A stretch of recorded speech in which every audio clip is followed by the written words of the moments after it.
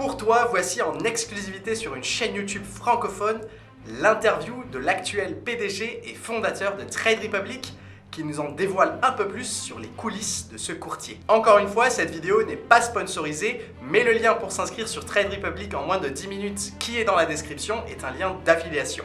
Bref, j'espère que tu es prêt ou prête, car ce qui suit est explosif.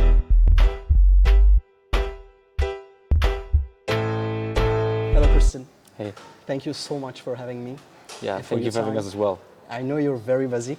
You're running a very big company, and it's always great to meet founders and entrepreneurs like you. Let's start with what is Trade Republic, and what are you trying to fix with this product you're building? Yeah, so basically Trade Republic empowers you to invest money into capital markets without paying a commission to it, right? I think we all know the feeling if you go to a big bank, a big broker, you have this very cumbersome solution, you pay 15, 20, 30 euros in fees, right? And we take this all away. Just a simple app, you can buy a stock, set up a savings plan within 3 taps on your mobile device, and you pay no commission at all for it. Okay, and how did you get this idea? Like, what happened? Like, you wake up one morning and like, let's do something called Trade Republic. Like, what's the problem you saw in the market and let's fix it?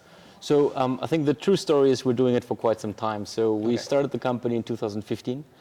We bootstrapped everything for the first 4 years because we needed to build a bank from scratch. Yeah. Right? And so the reason why we did all that is because we've been convinced that we in Europe have a generational problem called the pension gap. We got demographic change, we got negative interest rates, and we got inflation. You and me, the young people, we have really a big challenge if we do not put our money to work. Yet the average European person can only save 300 euros per month. And you cannot put that money to work if you pay 10, 20, 30 euros in fees. So it became clear to us we need to build a bank, a new bank, which is for free, efficient and scalable, and empowers you and me, the normal people, to invest for free. Okay, so my next question, and you just talked about it, is you talked about the European situation for investing. And one of my questions is, why do you think there is such a big difference between our investment culture here in Europe versus the one in the United States? Because we all know that in the US, they are completely fond of investments. Right. Like everybody has like the Robin Hood and the et cetera, et cetera. So why do you think there is a gap between these two like region of the world? Yes. So I think, first of all, we in Europe, since 150 years, have the same pension system, which is basically that the young people paying in and the old people taking out the money, right? Yeah. And so by definition, many of us would never have to invest it into capital markets. We just didn't need to, right? In the US, on the other hand, people are used to having stocks for the pension already when they're young, right? 40% of people in the USA do have stocks just for pension purposes. So you grow up with a very natural feeling of, I have stocks for my future, right? Yes. And we were missing that cultural piece in Europe for quite some time. Now, with this pension gap rising, it becomes more and more important that we do something with your money and that we are gaining freedom, right? And passive income doing so, right? And I think this is just a new generation of savers, a generation of investors, which is now rising all across Europe. And we're very, very pleased to be a part of that. Okay, I totally agree with everything you're saying on this. And this is actually the message I'm trying to also like teach people with my reach, of course, with my humble reach on my YouTube channel in France, because I believe that, especially in France, like more than the Europe pension system you're saying, like especially in France, where it's a very socialist like system, and we're used to the state and the government taking care of us as a people.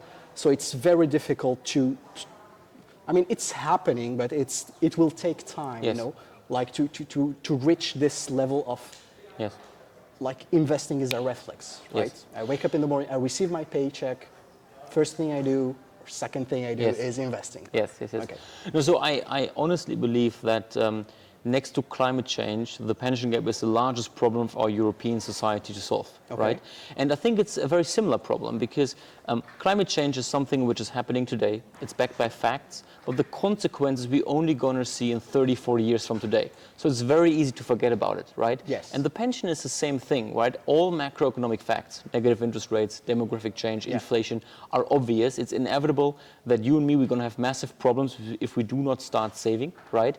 And so I believe it will become obvious in the next 5, 10 years to many people that they need to do something with their money, right? And so hopefully it then becomes really like a habit, like going to the dentist, like going to the fitness studio, you do saving something. And I think for Trade Republic, that's exactly what we want to do. We pioneered so-called savings plans. So you can subscribe to a monthly investment for free into an ETF or a stock fractionally, right? And this is something where you can build a habit with. And apparently 80% of our customers are subscribing to such a savings plan, right? So we become the piggy bank in the life of people where they set money aside from their salary and just deposit it into diversified assets on capital markets. I think that's a very sustainable, healthy way of putting your money to work. Okay, so you just introduced my following question, which is, I would like to have a little bit more insight of what's happening on Trade Republic, and maybe, can you maybe give us a little bit more, the main trends you're seeing on Trade Republic, like how people invest on your app? Are they more focused on ETFs? Are they more focused on stocks? So you said 80% is, you are using the saving plans. But like, what kind of main training you're seeing? Like, are we aware of like ESG investment, like in water or in oil? Like, what are the trends you're saying? So first of all, I think if we are honest about our mission, right? It's like providing a solution for the pension gap. We must put savings plans first. I think that's the most simple, best, and affordable answer to everybody's needs when setting money aside, right?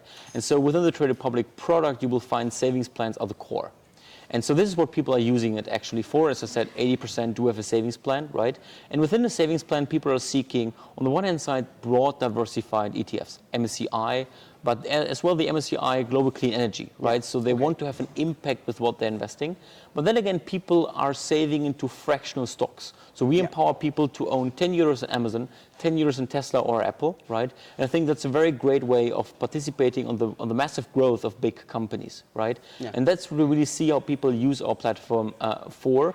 And so we really want to build this relationship with people that they do investing on a recurring monthly basis into this portfolio. Okay, and you also have the crypto, especially, right? Like, first of all, in Germany, but I heard from Matthias that you're trying to expand it in other countries. So in Germany, like, how is the introduction of the crypto? Is it like taking off or not yet? Or how is the appetite for crypto in Germany at least? So first of all, I think as a company, we've been very reluctant about cryptocurrencies in the very early years.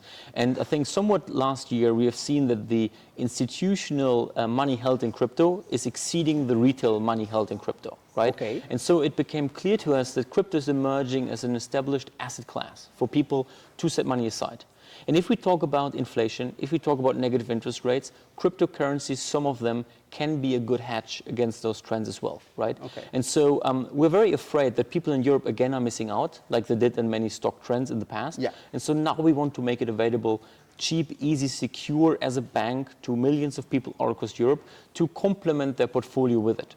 And this is how people in Germany are using it already. So they allocate 10, 15% of their portfolio into cryptos, then investing into it over a longer period of time.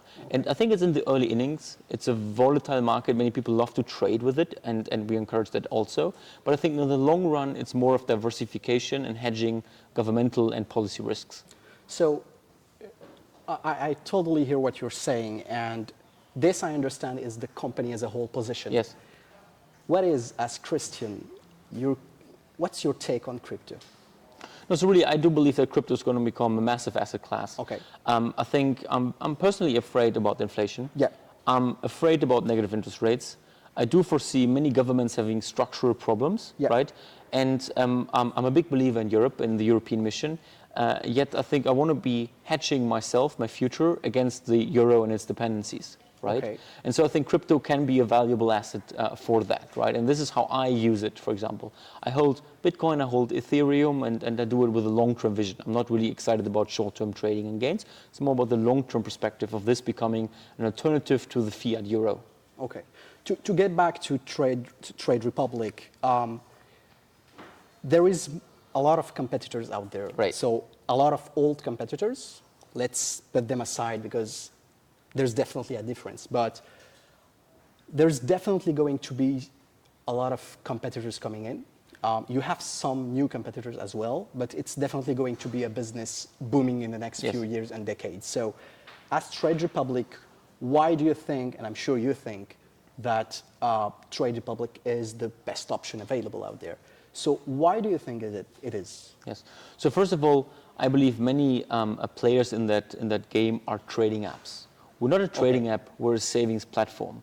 And the big challenge about saving is that you need to have a very scalable, high quality platform in order to empower people to stick with you for 10, 20, 30 years. And so if you look into all the players in Europe at the moment, Trade Republic is the only one with a banking license. So everybody else is just using a big bank in the background. We're the only ones with an own banking license. Okay. So we're offering you the security of a French bank, right? There's no distinction between that and us. Second, we're the only ones that are building the entire tech stack in-house. So we spent 4 years, literally 50 meters from here in a Berlin backyard, building a bank from scratch, right? And so we are truly redefining banking efficiency, ease of use. And so we're offering you, the client, a fully regulated premium service with tax offerings, with the full deposit security, right? Plus a very, very competitive quotation of our stock trading, right? Yeah. There's no hidden costs, no fees, no spreads, no whatsoever, right? It's a very premium offering, right? And so I think really we want to be, or we're going to be this savings platform for premium long-term offering to you to save money. So you're talking about competitors and how they are mainly focused on trading, and I think that's because this is where the big money is. Let's be honest with it. Like the margin they take and the fees they can take on this, there's a lot of money in trading because there's a lot of trade per day. Like I can trade 10 times a day, but I will not invest 10 times a day. I will invest maybe 1 or twice a month, right? So if I want to focus a little bit on the money, Right. and how is Trade Republic profitable right now? And if yes, I mean, if no, like how do you plan on being profitable? And there's a lot of concern about your current tarification system, which is €1 per trade, no matter the amount of the trade. Like, are you focused on, will you be on the same line of promise of keeping this same tarification? Yes. Is it going to be enough to be profitable in the future? So first of all, as long as I'm running the company, we're going to be commission-free, full stop, right? That's the core of our promise. Okay. And eventually, I think, if you want to build a trading app, what you do is you optimize short-term revenue, right? Okay. But we're not in the business of optimizing short-term revenue. We're in the business of optimizing or building a seminal savings platform, empowering millions, hundreds of millions of people to save money, right? And so, as we all know, if you trade a lot, you have the likelihood of maybe losing money, right? And so we rather want to build a company which is empowering millions of people on a monthly basis to invest. And so we become the home screen app for your wealth, which is a very, very, very important position in the future of the financial life of the people, right? Okay. And so that's one aspect. Now, on Trade Republic in particular, because we've built the bank ourselves, we're 10 times cheaper for the execution and custody of a stock-traded asset than any other bank in Europe at the moment. Yeah. So to answer your question, yes, we're profitable. Every trade, every customer is profit delivering.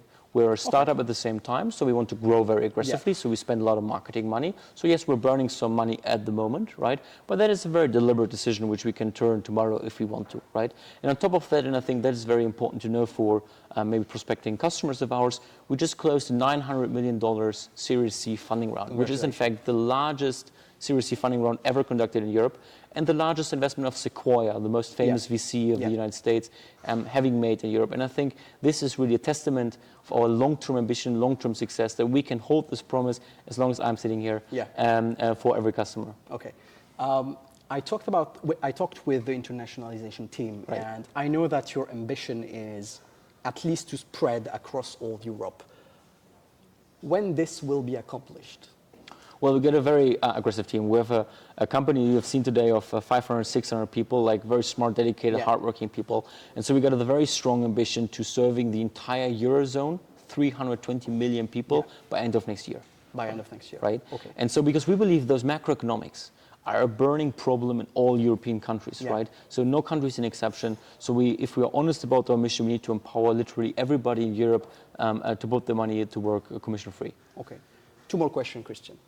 Can you tell me a little bit more about what's in the pipeline of Trade Republic? Not small features, but like big, what's coming next? Right. Like, what secret you can tell us, if I may say? Like, what's coming next? What can we expect from Trade Republic? So first of all, I think we as a company, we listen a lot to our users, right? So I can encourage only everybody to just deliver us, suggest some features, improvements, and we're going to listen and we're going to take this into our account on a monthly basis, right? Your vision. Right. So that's, I think, like the short term. Okay. I think we want to be a consumer-obsessed company. We want to build the best product for you. So it's important to learn your feedback, right? In the long-term vision, I think we just follow the lead that we are publishing stuff once it's ready, right? Okay. We're very secretive beforehand, but I can tell the people that the savings aspect is going to stand in the core of our product, right? We're going to working here with 600 people on groundbreaking innovation for investors, making it as easy, frictionless, and cheap as possible for millions of people to invest and save, right? Okay. Even broader universe. And we collected for that a big funding round also to invest long-term into that growth. And I can tell you in the next 12 months, we got a really a big parade of features coming to the French market. Okay. And because it's our really largest market next to Germany, and we're very focused on that to serve French customers the best. Okay, perfect. Thank you so much. So, last question. Sure. And this one is not necessarily focused on Trade Republic, but more on you as an entrepreneur and as a personal user of Trade Republic. It's a question I like to ask is, and you can answer, I don't want to answer. Right. I'm interested to know how you invest your own money. Right. So first of all, fun sad story. So I come from the western part of Germany, and I'm a big football fan, right? Okay. I'm a fan of a club called Borussia Dortmund, right? Yes, the Yellows, and they are stock listed. So when we built Trade Republic, and we did the very first trade, there has been 11 shares in Borussia Dortmund. So this is what I still own. Heavily loss-making, right? But it's I believe in the mission of the club, so I still have it, right? No, I think I'm investing. That's why emotional investing is bad. Right, it is, yes. But still, you can have maybe an impact, or you can express yourself with what you're investing, right? And I'm a big fan, so I'm going to stick with it to the very end. Totally agree. Yes. If you're ready to lose it, no problem. Right. And then on top of that, I think I'm investing like many of our customers doing, right? So I have a monthly, a few €100 subscribing to savings plans, MSCI World, the big US indices, right? Some clean energy, right? And on top of that, I'm occasionally doing some stock picking in big tech firms I believe in too, right? Like maybe Airbnb, Netflix, whatever it is. Okay. And then eventually I hold some crypto asset to divert the portfolio. To be frank, many people believe I look into the app daily. I don't, right? Yeah. I check it every week, maybe Sunday or Monday, right? It's very convenient on the sofa like this, right? But I try not to trade too much and just, see the money keep growing. Okay. And other than the stock market and the crypto, like any other alternative investment like real estate, arts, Pokemon card? No, I think to be frank, I think those alternative investment classes like real estate, I think they're becoming more and more cumbersome. Especially in Germany, we see a massive rise in housing prices. Yeah. That's not of interest anymore, right? And a part of that, obviously, I invest a lot of my time and hence money into Trade Republic, right, to make it a great company. So that feels already like a big bet. Okay. Thank you so much, Christian, for your time. That was a great interview. Thanks a lot. Honestly. Thank you. L'interview est suivie par celle du directeur France qui répond à toutes mes questions. À quand le PEA, les cryptos en France, les facilités fiscales, etc., etc. On a enfin toutes les réponses à nos questions. Je te propose de commencer par les fractions d'actions. Ouais. J'ai eu 2 questions principalement sur le sujet des fractions d'actions et ça serait cool qu'on ait des clarifications et aussi sur l'avenir que vous comptez avoir par rapport à ça. Donc la première question, ça va être est-ce que vous comptez ouvrir l'investissement dans les fractions d'actions en achat immédiat? Parce que pour l'instant, sur Trade Republic, c'est uniquement possible via le plan d'investissement programmé. Oui. Okay. Est-ce que vous allez aussi ouvrir la possibilité d'acheter des fractions d'actions en direct, c'est-à-dire avec cette commission de 1 €? Alors, il y a 2 choses importantes sur le sujet des fractions d'actions. qui est un sujet majeur d'accessibilité. C'est-à-dire, pourquoi c'est important les fractions d'action ? Pas parce que techniquement c'est marrant ou parce que ce serait plus avantageux financièrement. Ce qui est intéressant avec les fractions d'action, c'est que ça permet à tout le monde, y compris ceux qui ont des petits moyens, d'investir dans des actions qui valent très cher d'un point de vue unitaire. Donc c'est un enjeu d'accessibilité. Aujourd'hui, il faut bien différencier les acteurs qui proposent des fausses, entre guillemets, fractions d'action, c'est-à-dire des fractions d'action où en fait on n'investit pas dans des actions, on investit dans des produits dérivés. Ouais, les sous-actions. Voilà, ça veut dire qu'on a un risque, si jamais le courtier fait défaut, de perdre cet investissement-là complètement. Yes. Et les courtiers comme Trade Republic qui proposent d'investir vraiment dans des actions et d'en détenir juridiquement une partie, une fraction. Alors ça justement c'est le sujet de ma deuxième question. Donc, qui va être donc juridiquement Oui.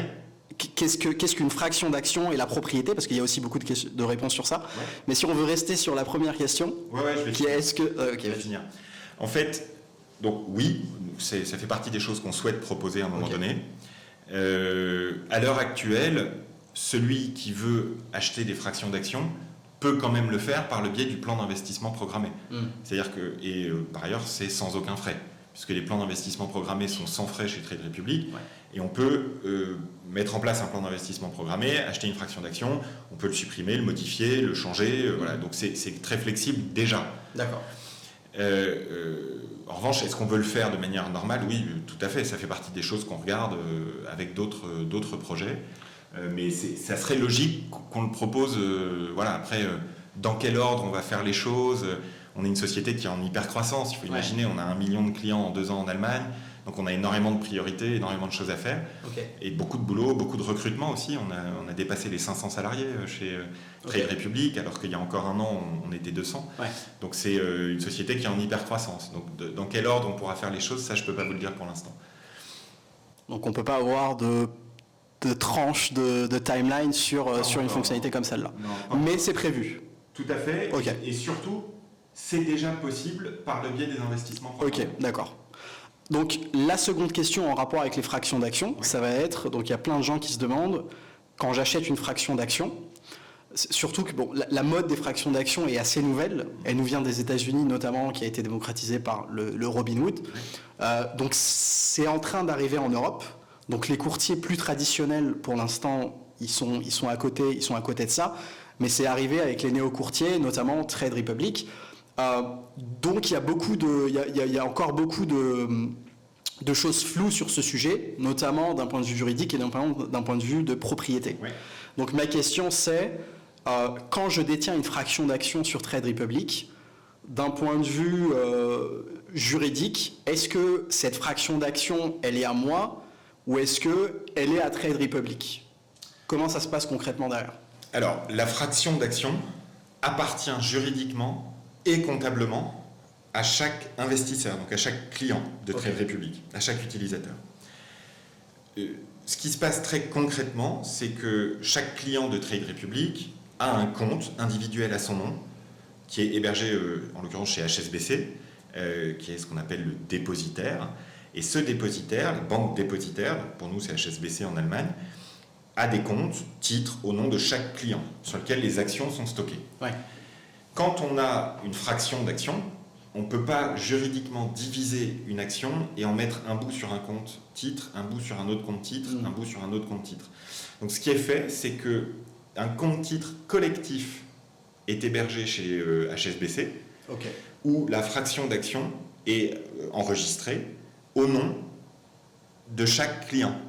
Donc juridiquement et comptablement, ça lui appartient, mais c'est détenu matériellement sur un compte titre collectif jusqu'à ce que ça arrive à une action. Et dès lors que l'utilisateur possède une action entière, parce qu'il a acheté plusieurs fractions petit à petit, dès qu'il possède une action entière, l'action est basculée sur son compte titre à lui. Donc ça n'appartient à Trade Republic à aucun moment. Soit ça appartient collectivement aux clients qui détiennent chacun une fraction de l'action, sur un compte dédié chez HSBC, soit dès qu'on arrive à une action, ça bascule sur le compte titre de chaque client. Ce qui est important, c'est que quand vous achetez des fractions d'actions chez Trade Republic par le biais de plans d'investissement programmés, elles vous appartiennent. Donc quoi qu'il arrive avec Trade Republic, cette fraction d'action vous appartient. Et ensuite, vous êtes éligible aux dividendes. C'est-à-dire que si vous détenez 1/10 de l'action LVMH, par exemple, et que LVMH paye un dividende, vous touchez 1/10 du dividende. D'accord. Donc d'un point de vue schématique, dans les comptes de l'entreprise, l'actionnariat, ça va être un compte HSBC commun, où à l'intérieur de ce compte, il va y avoir cette piscine d'investisseurs. Mais du coup, ces comptes, à chaque action, il va y en avoir plein, ou comment ça se passe? C'est un compte où il y a vraiment tout, où chaque action va avoir son sorte de compte, et à l'intérieur, il va y avoir tous les investisseurs. Ça, écoute, je ne sais pas, Sébastien. Je ne sais pas. Je pense qu'un compte est créé, mais j'en suis pas certain. Il faudra qu'on vérifie. Ça sera peut-être l'occasion d'une autre vidéo. Ouais. Mais une action est créée, un compte est créé par action. D'accord. Donc, je pense que c'est pour chaque action fractionnée disponible chez Trade Republic, il y a un compte collectif dédié. Ok, d'accord. Bah écoute, pour les fractions d'action, je pense que c'est clair. J'aimerais bien une série de questions maintenant sur des timelines, aussi sur des sujets. Donc il y a beaucoup de questions sur quand est-ce que ça arrive. Ouais, bien sûr. Et là, je pense qu'il y a des choses intéressantes à dire, notamment le PEA, mais on va laisser le suspense pour le PEA. Ça va être sur les cryptos. Oui. Donc il y a quelques temps, Trade Republic a annoncé l'ouverture de l'investissement dans les crypto-monnaies en Allemagne. Oui, tout à fait. Annonce qui n'a pas encore suivi en France. Non. Du coup, ma question c'est, est-ce que c'est aussi prévu? Si oui, quand? Et si oui aussi, sous quelle forme? On parlait en off tout à l'heure, tu me parlais un peu de comment ça pourrait fonctionner. Est-ce que tu peux nous en dire aussi un peu plus sur ça? Bien sûr. Alors, en France, il y a une loi, une réglementation spéciale pour les intermédiaires en crypto qui nécessite un enregistrement auprès de l'autorité des marchés financiers. Ouais. Donc c'est une procédure qui est une procédure administrative. On connaît l'administration en France. Qui prend un certain temps. Ouais. Et du coup, je ne peux pas vous dire quand cette procédure sera terminée, puisqu'elle est en cours. Donc je ne peux pas vous dire. Ce que je peux vous dire, c'est que Trade Republic est prêt à offrir des cryptos dans d'autres pays que l'Allemagne, mais il faut respecter les réglementations. Nous, on respecte toutes les réglementations européennes. Donc on est en cours d'inscription. Ce qui est intéressant avec l'offre crypto chez Trade Republic, c'est qu'on a essayé d'aller chercher le meilleur des deux mondes, c'est-à-dire le monde du courtage et le monde de la crypto. Ce qu'on a fait, et c'est donc déjà le cas en Allemagne depuis 3 mois maintenant, ça marche très très bien, c'est qu'on propose des cryptos, donc en l'occurrence les 4 principales, le Bitcoin Cash, le Litecoin et l'Ethereum, qui sont des vrais cryptos, donc détenus dans ce qu'on appelle un portefeuille froid, un cold wallet donc en blockchain, donc sécurisé, mais qu'on peut trader avec Trade Republic sur son compte titre habituel. C'est-à-dire qu'on a un compte Trade Republic qui est un compte titre classique, dans lequel on a ses actions, ses ETF. On va pouvoir aussi y mettre ses cryptos et faire du trading 24 heures sur 24, 7 jours sur 7, sur son compte titre classique Trade Republic. Donc, accessibilité, un seul compte pour tous ces actifs, et en même temps la sécurité des cryptos avec la blockchain derrière et la conservation dans ce qu'on appelle un cold wallet.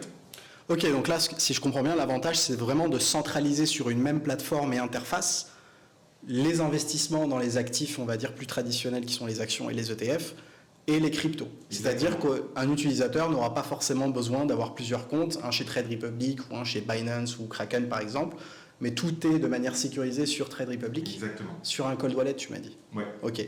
Par contre, tu as essayé de t'échapper sur la question de quand est-ce que ça arrive en France. Mais c'est parce que je ne sais pas. J'aimerais quand même insister et voir, est-ce que c'est une question d'année, est-ce que c'est une question de mois? Non, c'est une question de mois. Ok. C'est une question de mois, c'est une procédure. Après, vous pouvez... voilà, c'est une procédure administrative qui prend quelques mois. Ok, très bien. Ok, sur les cryptos, c'est bon. Autre question aussi en termes de timeline. Trade Republic étant tout nouveau en France, on n'a pas encore eu une année fiscale complète qui est passée. Oui, tout à fait. Et je sais qu'il y a beaucoup de gens qui attendent Trade Republic au tournant. Oui.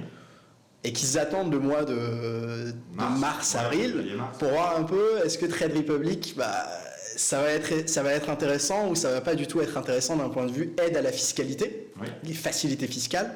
On sait que voilà, les courtiers français aujourd'hui, c'est très facile. Alors, ils ont des frais, mais d'un point de vue fiscalité, c'est très facile parce qu'il y a de l'auto-remplissage, etc., et que les courtiers étrangers, c'est un peu plus compliqué.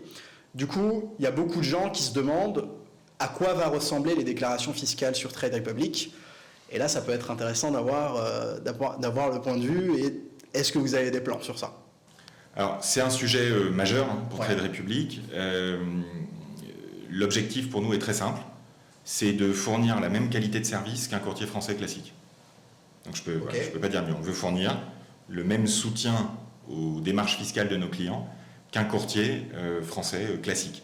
Donc la première des choses, c'est de fournir chaque année un IFU, un imprimé fiscal unique, qui est un document standardisé au format français, qui vous dit, voilà, pour telle case, la 3EF, il faut remplir tel montant. Ça, nous allons le fournir à nos clients. Nous travaillons avec une grande société spécialisée dans les questions fiscales en Europe. Et nous allons fournir donc au printemps 2022 pour l'année fiscale 2021 cet imprimé fiscal unique. Donc on va être le premier courtier étranger en France à proposer un document standard français. Le deuxième aspect des services fiscaux qu'on peut rendre à un client, c'est de pré-remplir ses déclarations sur le site qu'on connaît tous très bien, impôts.gouv.fr. Ça fait partie des services que fournissent les courtiers français et nous travaillons actuellement à la mise en place de ce service aussi pour Trade Republic. En revanche, ça, je ne sais pas encore si c'est certain que ce soit faisable dès la première année. En tout cas, fournir un imprimé fiscal unique, c'est sûr que c'est faisable dès la première année et c'est ce que nous allons faire. Ok, donc on parle d'IFU pour 2022 et peut-être aussi pour 2022, le fait que Trade Republic pré-remplisse toutes les déclarations. Et du coup, là, carrément, vous serez au niveau d'un courtier, de ce que propose un courtier français. Exactement, c'est notre objectif. Ok. Dernière question sur les timelines, sans doute la plus importante, le PEA. Et là, il y a beaucoup de choses à dire, je pense. C'est la question que j'ai reçue le plus. Bien sûr. C'est à quand le PEA? S'il y a un PEA, on ne va pas le citer, mais il y a un autre courtier qui le promet depuis des années. Est-ce qu'on va se retrouver dans ce même scénario selon toi, ou est-ce qu'il y a une vraie ambition pour Trade Republic de vraiment s'adresser de manière efficace aux investisseurs français? Alors, le PEA en France, c'est une évidence, parce que quand on veut investir à long terme dans des plans d'investissement programmés, c'est vrai que la fiscalité applicable au PEA est quand même très intéressante. Elle est un peu moins attractive par rapport au compte-titres depuis la loi Pacte de 2018, mais néanmoins, le PEA reste quand même très attractif. Donc, quand on promeut comme nous l'investissement à long terme, proposer un PEA, c'est une évidence. Donc on va le faire, on a dit qu'on le ferait, et on va le faire. On a dit qu'on voulait le faire cette année. Le projet tient toujours. Donc c'est là aussi une question de mois pour qu'on propose un PEA en France. C'est une communication officielle. Oui. Avant-dernière question, toujours dans les timelines, j'ai aussi reçu quelques commentaires sur l'accessibilité de l'investissement d'un point de vue technique et matériel.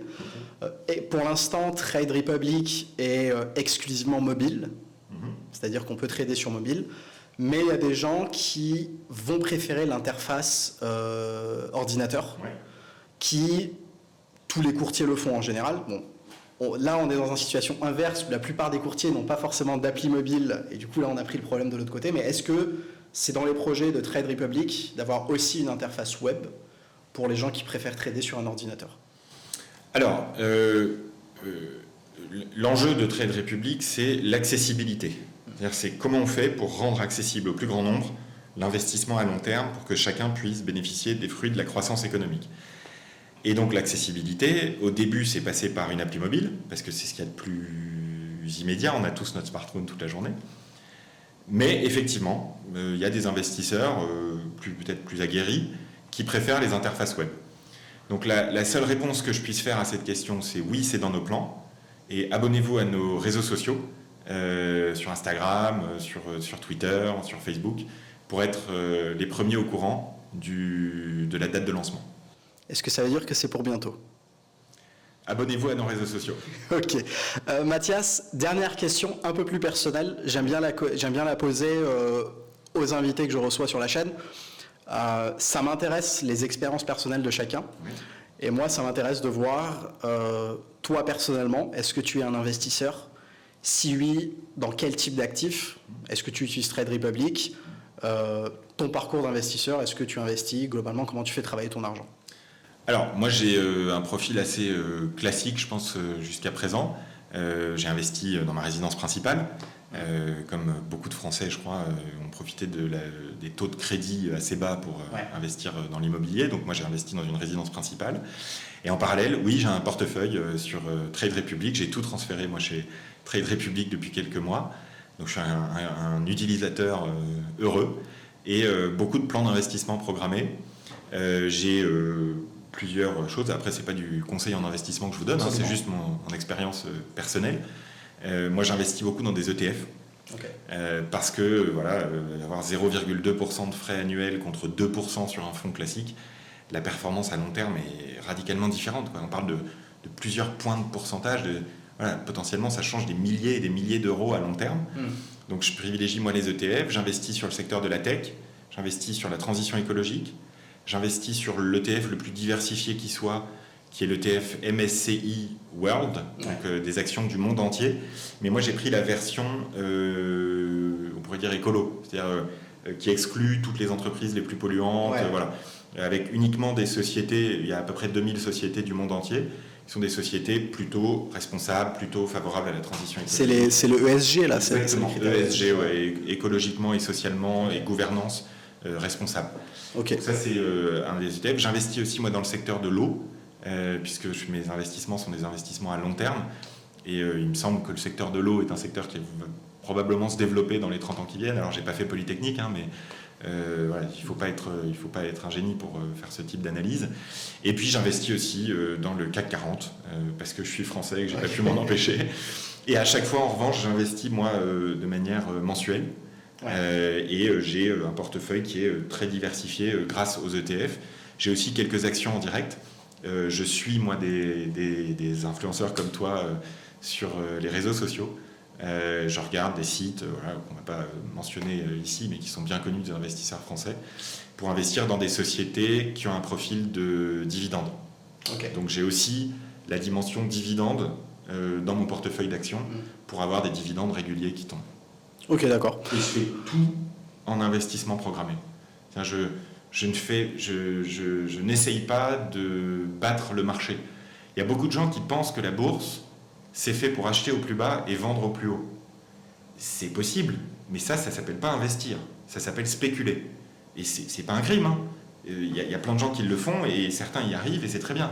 Mais ça nécessite une attention quotidienne et un niveau de formation élevé. En revanche, investir en plan d'investissement programmé, c'est à la portée de tout le monde. Et donc, même quand on n'a pas beaucoup de temps, moi je travaille beaucoup pour développer Trade Republic, je ne peux pas être toute la journée devant mes écrans à regarder. Le plan d'investissement programmé, ça reste la meilleure solution. Donc je fais tout en plan d'investissement programmé. Ok Mathias, juste tu m'as rappelé un truc sur la question des cryptos. Ouais. Tu as parlé des frais. C'est aussi une question que j'ai reçue.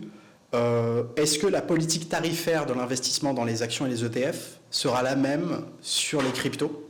Alors oui, en Allemagne, c'est la même grille tarifaire pour les cryptos, les actions, les ETF. La grille tarifaire de Trade Republic, elle fait une ligne. Ouais. Comme ça, au moins, c'est pas compliqué.